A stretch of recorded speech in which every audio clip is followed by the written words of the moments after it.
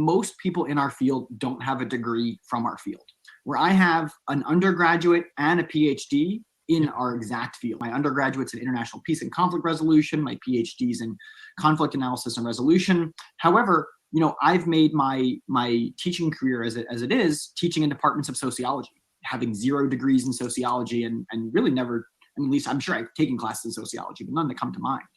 But I've worked for, 5 departments of sociology. I was in a department of sociology as the social justice faculty member for the last 4 years. I see when you raise your arm, I can see some ink on your arm. I can't. A symbol for anarchist in a heart. Nice. Yeah. He's got an anarchist tattoo. Literally. No, I don't. And so you would say you're an anarchist then, in some way. Mm-hmm.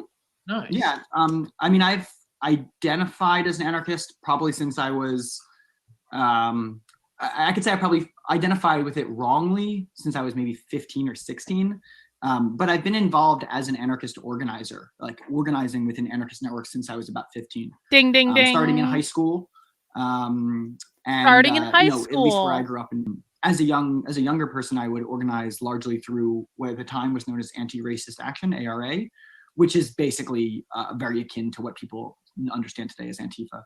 But, we would track far-right activity in the early days of the internet and zine culture and find out where they were meeting. In the early days of the internet and zine culture. Isn't that funny? Because a lot of the zines that we're seeing that are appearing to be really influential of the current college protesters, that sort of age group, started coming out about 10 years after zine culture started.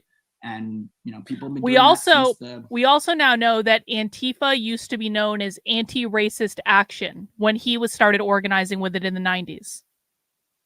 I don't know, since the 60s. Well, people have been doing it since the 20s, but in this style since the 60s. What got you into anarchist studies as a teenager? You mentioned, was it a book that you read? Was it a film you saw? Somebody you spoke with? It's a good question. When I have really distinct memories of being probably I was in 6th or 7th grade. So it's 13, 14, going to this used bookstore on South Street in Philadelphia, which now is a Nike store or something. It's a shoe store. And looking at the political theory section and spending a lot of time there and taking home this book that was called Essential Works of Marxism. I still have it. So he found himself a radical revolutionary bookstore. Remember, guys, one of the ways that socialists make money is they publish a metric ton of books, but they aren't just book publishers. There are radical revolutionary socialist bookstores in every major city in this country. You can Google right now, radical bookstore, revolutionary bookstore, yours, the city that's nearest to you, and see what pops right up, because they're all over the goddamn place. Radical revolutionary bookstores create a closed ecosystem for socialists to constantly only be spending money with other things that are beneficial to socialism. So we know that they don't like capitalism, but they're allowed to engage in capitalism if it helps them to overthrow it. If you have radical revolutionary bookstores, it's very easy for far left people to know these bookstores are run by people who are friendly to me. They're going to have books from socialist publishers. And so it's kind of a way to funnel all the money. Even though they're using capitalism, they keep it within the socialist ecosystem. So that's what the radical revolutionary socialist bookstores fund, the book publishers, which publish the authors, et cetera, et cetera. So it keeps everything within kind of the same circle. Another reason these bookstores are important is that they hold classes at these bookstores. They hold trainings. When socialists write a new book, they'll do a book tour around to all the radical revolutionary bookstores, stuff like that. So it not only creates a place where they're selling this kind of thought, they're recruiting. If you like younger people, he just said, go into the socialist bookstore.